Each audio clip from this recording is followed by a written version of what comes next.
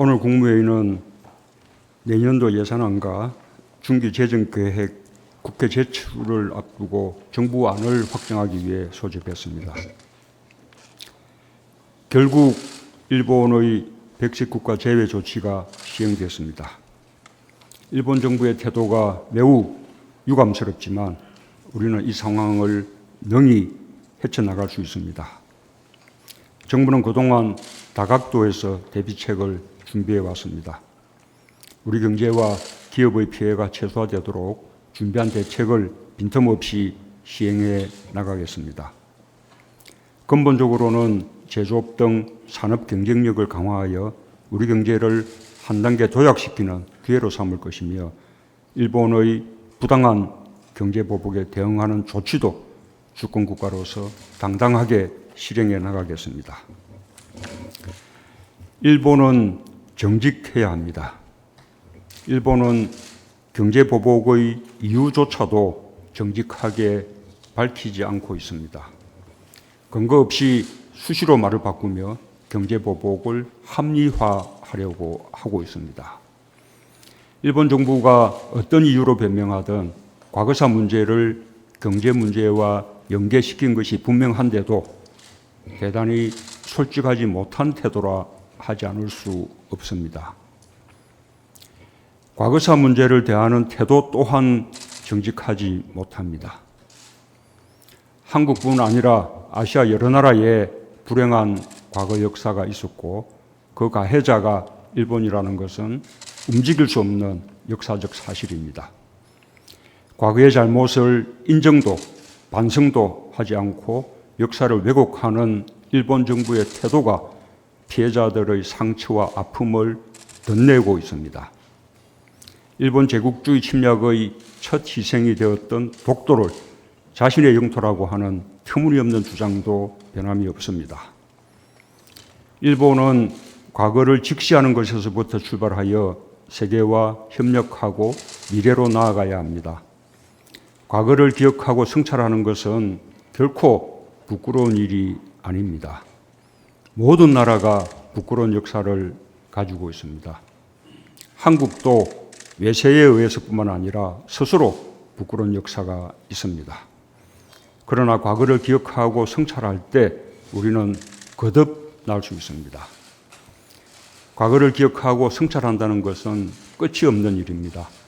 한 번 반성을 말했으니 반성은 끝났다거나 한 번 합의했으니 과거는 모두 지나갔다는 식으로 끝낼 수 있는 일이 아닙니다. 독일이 과거에 대해 진솔하게 반성하고 과거의 잘못에 대해서 시시때때로 확인하며 이웃 유럽 국가들과 화해하고 협력함으로써 국제사회에서 신뢰받는 나라가 되었다는 교훈을 일본은 깊이 새겨야 할 것입니다. 지금 그 어느 때보다 재정의 역할이 중요합니다. 무엇보다 우리 경제를 둘러싼 대외 여건의 불확실성을 극복해야 합니다.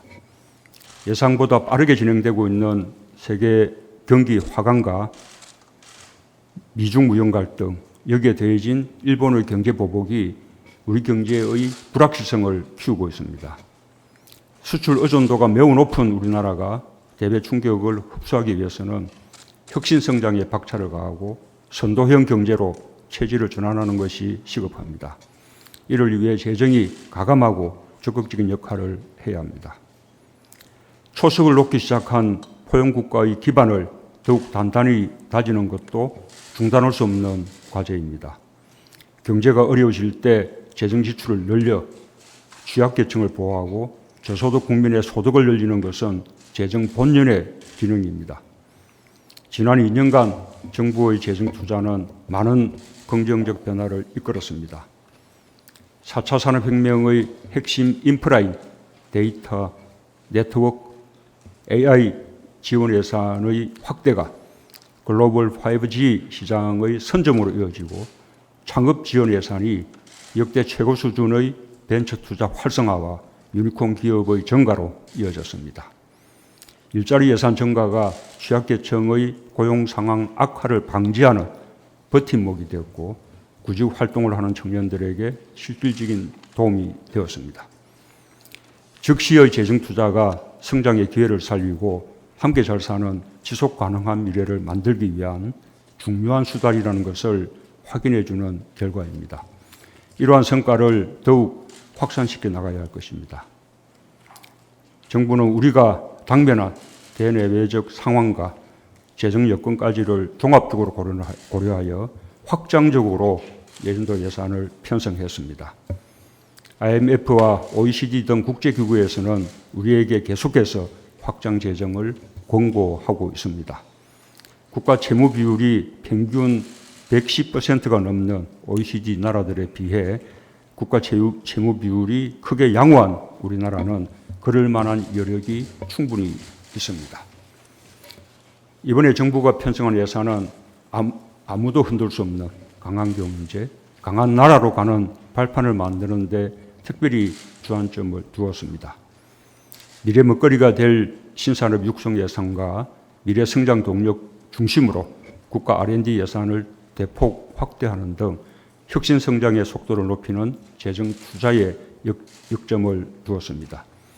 특히 일본의 수출 규제와 경제보복 조치에 맞서 소재 부품 장비 산업의 경쟁력 강화를 뒷받침하는 데 올해보다 2배 이상 늘어난 2조 1천억 원을 집중 투자하기로 했습니다.